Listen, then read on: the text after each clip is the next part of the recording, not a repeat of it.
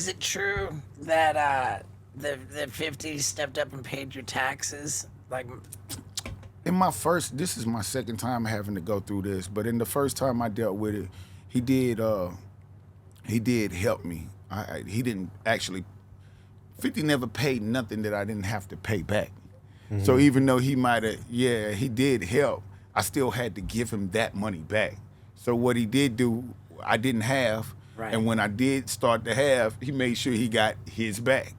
So Right. so the but that's still helpful. that's It's still like, very helpful because if it wasn't for him, I wouldn't have known what to do. Right. You know, like I said, I didn't have a lot of knowledge of this shit. So once I made a few dollars, my first time having to deal with bankruptcy was like, okay. I mean, I'm a full-fledged celebrity. My mother still lived down the street in the projects.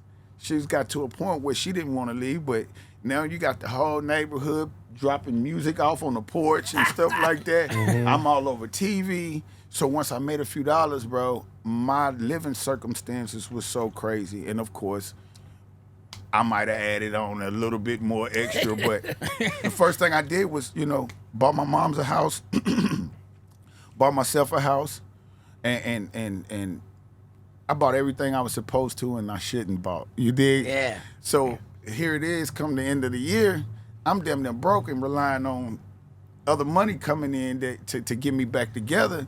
And then all of a sudden they hit me with this tax thing that was like, what is this? Right. So I didn't have knowledge of even what. It's the first time I ever filed taxes in my life, and even then I didn't file them myself. You know what I'm saying? Right. It was his business accountant. It was a conflict of interest in the beginning. My business accountant was his business accountant. Right. That umbrella. That has a umbrella problem. that I walked into started to be realizing that it was a different problem. My lawyer at the time was hired through his lawyer. Right. You understand? So all of us, you know what I mean? So a lot of those things that it wasn't like nobody sitting down and telling me, what was going on. Of course, I did make the decisions, but, I looked at it as if like, this is my opportunity of a lifetime, and I know what I could do and would do and did do with the opportunity, So that was more my focus more than the business. Now looking back on things, if I was to do anything over, it was I would have had more knowledge and Yeah. took more time in starting to learn the business like I've had no choice to now. I mean, you were still pretty young during the whole G Unit days, right? Like Yeah, I early was. 20. Early 20s. Yeah. Early 20s. I came into G Unit in 2002, 2003. I'm 42 now, so y'all can do the math out there right now. So out of all the beef that you inherited, would you say like the IRS are the biggest gangsters of them all? I will say they ain't to be fucked with. And like I say, man, my experiences just going through stuff like that. I've how your mom says this old saying, a hard head make a soft ass. A hard head definitely does. It's like a lot of things that I did do, I knew I shouldn't have been doing, but instead I had a hard head and did it anyway. Probably kind of like your crazy ass too Sure. at that time. You know what I'm saying? Yeah.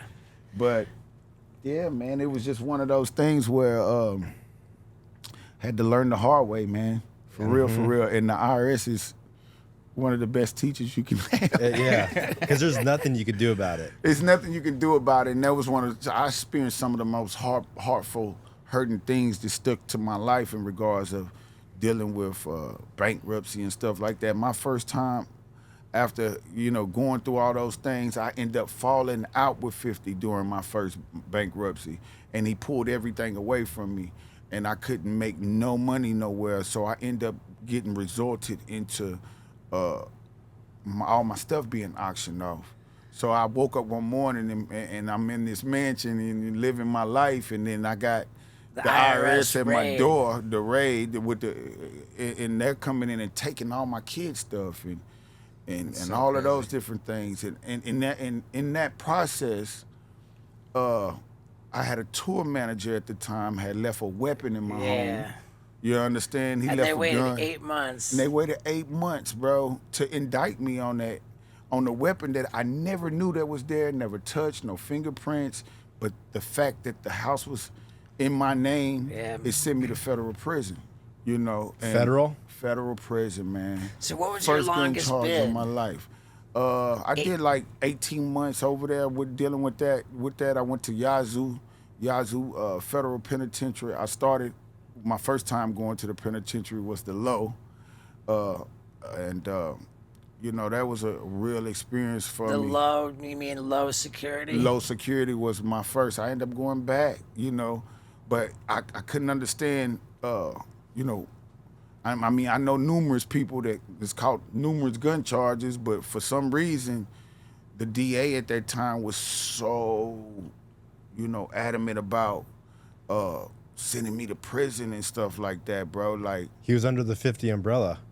I don't know. I'm just kidding. But yeah, man, like you know, they found a weapon in the house. I didn't have no knowledge of it. They found a bullet. I used to have security and stuff like that at my crib and stuff. They found one bullet that didn't even match the gun that they found and charged me with a felon in possession of a fire ammunition. Yeah. Do you think the reason they went so hard on you is because I feel like back then the DA really wanted to like make rappers an example of like when they fuck up. The DA where?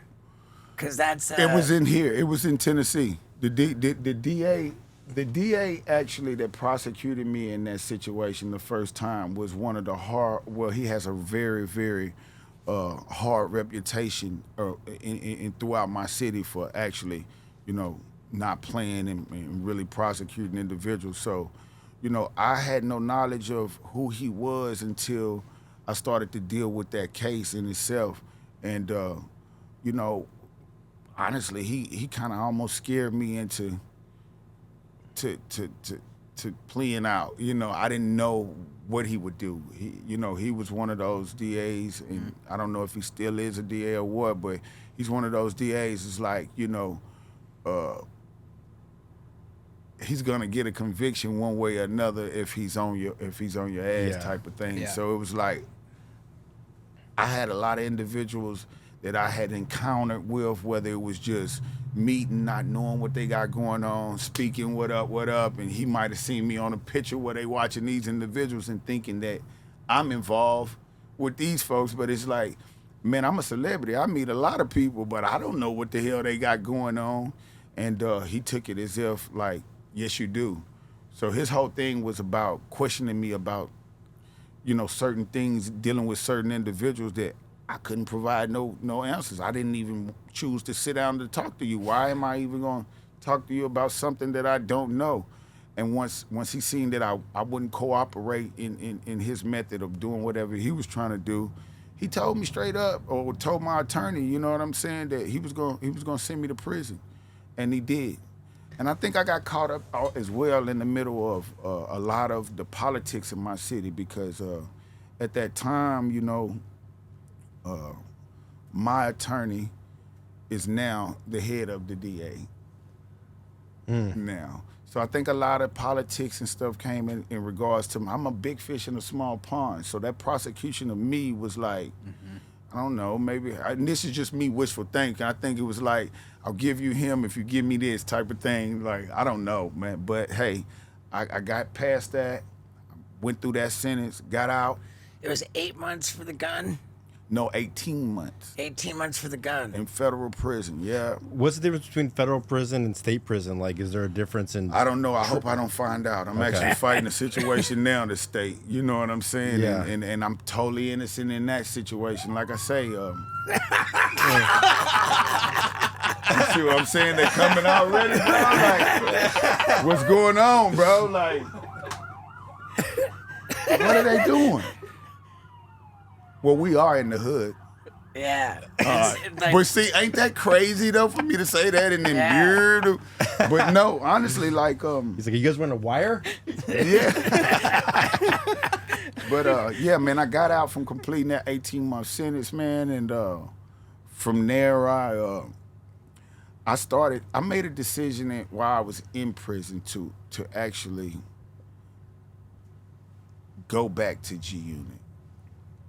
You know, in my mind, I felt like, because I was away from G Unit when I went to prison at that time. Like I say, that played a part of me going to prison because 50 pulled out. I didn't have nothing. You know what I'm saying? So it was one of those things that once I was in prison, and it's not like I went to prison and was in no PC, protective custody, or none of that. I'm actually walking the yard with, you guys that got 15, 20 years, been there 20, 30 years, and all of this, everything that comes along with prison, I experienced it. I didn't experience it from an end of,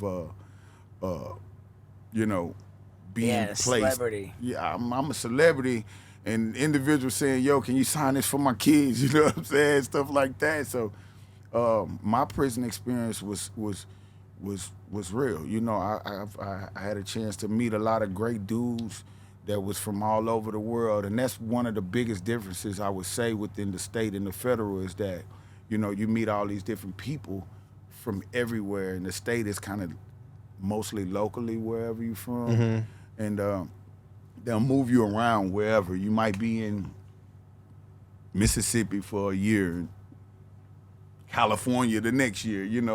It just depends. You know what I'm saying? Exactly. How they choose to move you around. And did that time, got out. Do you like shopping on Amazon? I do.